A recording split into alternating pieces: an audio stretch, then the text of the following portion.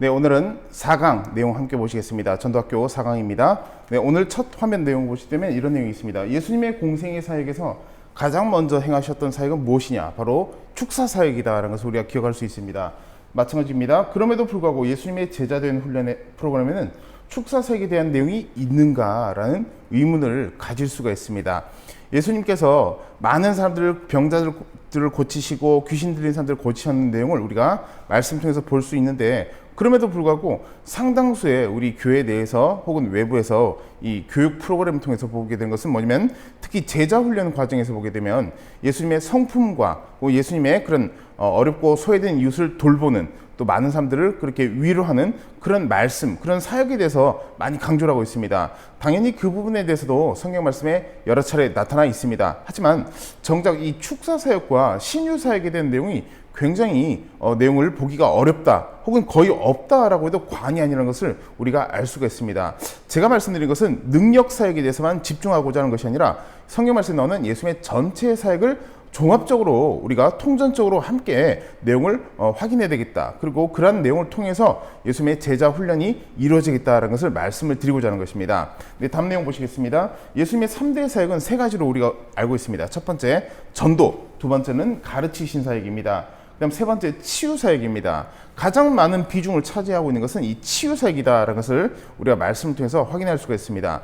특히 이 두 번째 내용 보시면 가르침 사역을 보시게 되면 전도하신 후 혹은 전도를 위한 것이다. 제가 이렇게 설명을 붙였는데, 이 가르치시는 사역에 대한 내용을 우리가 보게 될 때 이 3대 사역에서 이 제자 훈련에 굉장히 많이 우리 한국교회가, 그리고 많은 분들이 관심을 가지고 있는 것은 참 좋은 현상이다. 저도 그렇게 동의를 하고 있습니다. 그러나 제자 훈련만 하신 것은 아니라는 것입니다. 이 가르친 사역에 보게 되면 이 가르친 사역의 목적이 무엇이냐? 바로 복음 전도를 위해서 했다는 것입니다. 가르친 사역, 이 제자 훈련의 그 결과, 그 이유, 그 목적은 전도자 양성입니다. 전도자 양성을 위해서 제자 훈련이 존재했다 해도 절대 무리가 없다. 또 당연한 결과다라는 것을 우리가 알아야 되겠습니다.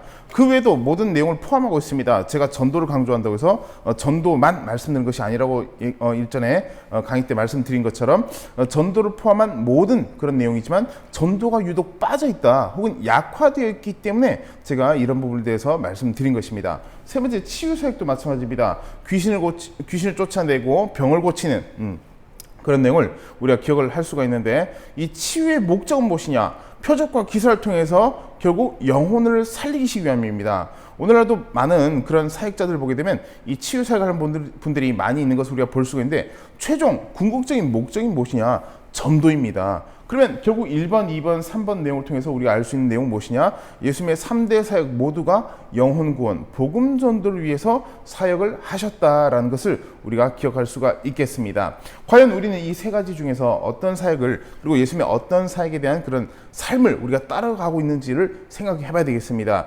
한편으로 보게 되면 앞서 언급드렸던 것처럼 2번에만 너무 집중되어 있고 치중되어 있는 것은 아닌지를 우리가 되돌아봐야 될 필요가 있겠습니다.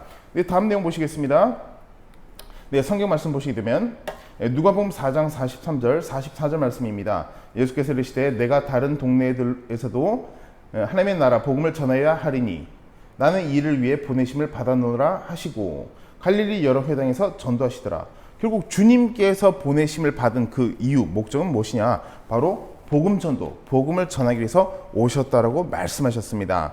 네, 다음 말씀 내용 보시겠습니다. 너희를 영접한 자는 나를 영접하는 것이요 나를 영접한 자는 나를 보내신 이를 영접하는 것이니라. 제가 조금 더 쉽게 요약해서 말씀드리면, 첫 번째, 너희는 누구냐? 제가 노란색으로 표시했습니다. 너희는 누구냐? 바로 제자들입니다. 마태복음 10장 말씀 아신 내용처럼 예수님께서 제자들을 둘씩 전도 현장에 보내시는 그런 내용이 이런 것을 우리가 알고 있습니다.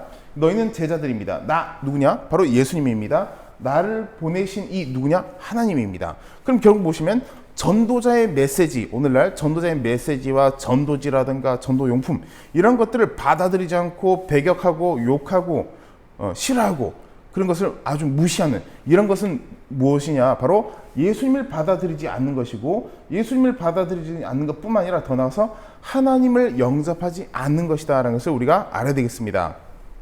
따라서 우리가 물론 믿지 않는 사람들은 이런 내용이나 이런 말씀을 모르기 때문에 그런 행동을 무심코 하는 경우가 많이 있겠지만, 그럼에도 불구하고 적어도 우리 믿는 사람들은 이 과정을 알아야 되겠습니다. 그리고 우리 모두가 너희에 속한다는 사실을 결코 잊어서는 안 됩니다. 그 사람은 그 사람 전도하는 사람들이 하는 거고 그렇지 않습니다. 모든 그리스도인들이 너희에서 속할 수밖에 없다. 너희에 다 포함된다라는 것을 우리가 꼭 기억을 해야 되겠습니다. 네, 다음 내용 보시면 주님께서 이 땅에 오신 이유, 예수님께서 이 땅에 오신 이유는 바로 이런 말씀이 있습니다. 이르시되 우리가 다른 가까운 말들로 가자. 거기서도 전도하리니 내가 이를 위하여 왔노라. 마가복음 1장 38절 말씀이 이렇게 나타나 있습니다. 예, 결국 이 1장 38절 말씀 통해서 나타나는 내용이 무엇이냐? 결국 어떤 의미냐면 바로 주님께서 이 땅에 오신 이유, 이 땅에 우리 인간이 사는 이 땅에 오신 이유 뭐냐면 전도하기 위해서 왔다라고 말씀하셨다는 것입니다. 주님께서 다른 특별한 어떤 이유 때문에 오신 것이 아니라 바로 영혼 구원 때문에 오셨다는 것입니다. 십자가, 보혈, 죄사함, 대속 당연히 강조, 주님 재림하실 때까지 강조되어야 합니다. 그냥 우리가 십자가, 대속, 보혈 이 부분 강조함과 동시에 무엇이 함께 이루어져야 되냐, 무엇이 함께 강조되냐, 바로 주님께서 오신 목적은 전도란 것입니다. 전도 빼고 십자가, 보혈 강조, 대속 강조를 많이 해왔습니다. 다시 말씀드리지만 십자가, 보혈은 가장 핵심, 기독교의 핵심입니다. 죄사함, 대속 핵심입니다. 그러나 전도를 빼고 그렇게 이야기할 것만은 부족하다. 그렇게 이야기할 것이 아니라 전도까지도 우리가 이야기하는 것이 완전한 주님께서 이 땅에 오신 목적이 된다는 것입니다. 근데 우리가 가만히 생각해보면 많은 경우에 이 전도에 대해서 강조하면 굉장히 부담스러워하고 또 어려워하거나 또 전도야 이런 생각할 때가 많이 있는데, 이건 부담과 우리의 감정, 느낌, 우리의 리액션이 중요한 것이 아닙니다. 주님께서 이 땅에 오신 목적이 바로 전도란 것입니다. 네, 다음 내용 보시겠습니다. 누가복음 말씀입니다. 예수께서 이르시되 내가 다른 동네들에서도 하나님의 나라 복음을 전하여야 하리니 나는 이를 위해 보내심을 받았노라. 주님께서 오신 목적은 뭐냐?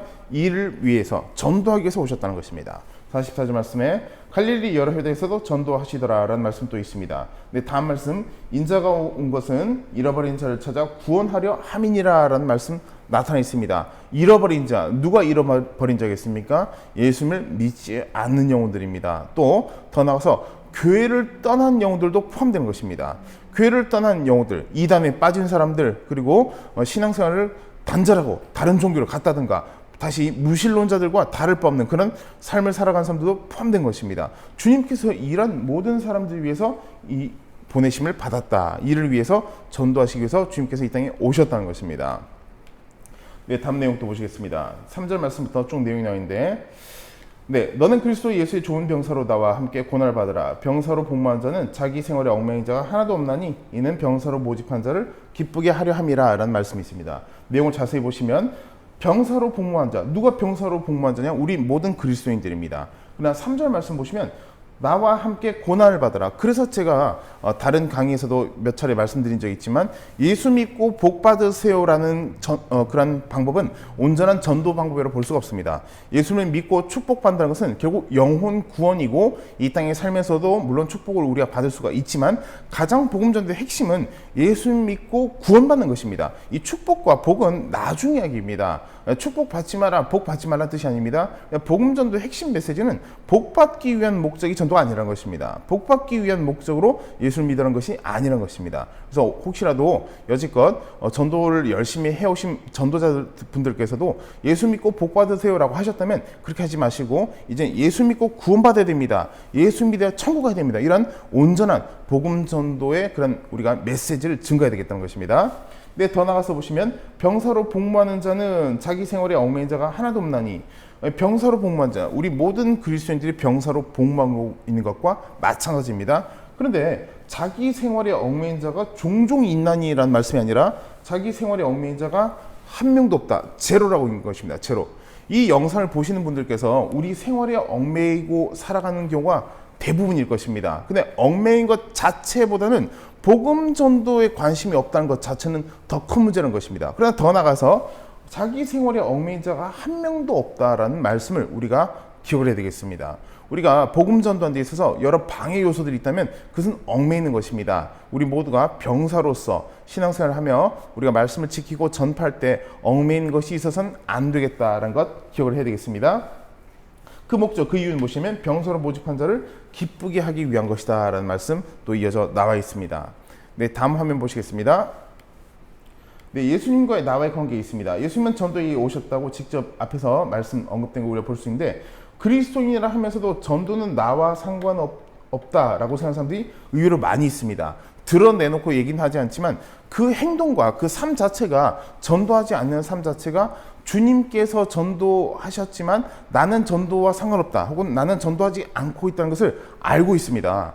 더 나아가서, 근데 말은 하지 않겠지만 그렇게 말한 자신과 예수님이 무슨 상관이냐, 제가 말씀드리고자 하는 것은 이런 부분입니다. 나는 예수 믿고 구원받고 천국 가지만 주님께서 이 땅에 오신 목적은 전도이다. 그러면 주님 일이 곧 나의 일이 되는데 그 일은 나는 상관이 없어. 근데 난 주님 믿고 구원받아.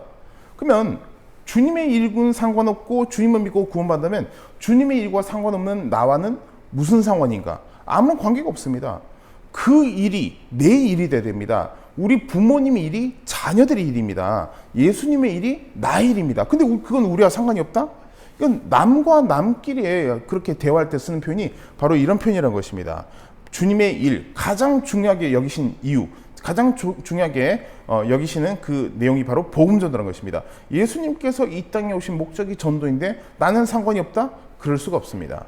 주님의 일이 우리의 사명이기 때문입니다. 더 나가서 내용 보시겠습니다. 이런 말씀이 있습니다. 고린도전서 12장 26, 27절 말씀입니다. 만일 한 지체가 고통을 받으면 모든 지체가 함께 고통을 받고 한 지체가 영광을 얻으면 모든 지체가 함께 즐거워하느니라. 너희는 그리스도의 몸이요 지체의 각 부분이라. 주님께서 몸된 교회로서, 주님께서 우리 교회로서 보게 되면 주님이 교회의 머리가 되신다라는 것을 우리가 알고 있습니다. 우린 각 지체가 된다. 교회 지체라는 것입니다. 근데 지금 내용을 보시게 되면 지체가 고통받으면 모든 지체가 함께 고통을 받고, 교회 머리 되신 주님께서 영혼 구원에 관해서 몸을 아파하시고 머리가 아파하시고 여러 가지 고통스러워 하신다면 우리 지체도 같이 아플 수밖에 없습니다.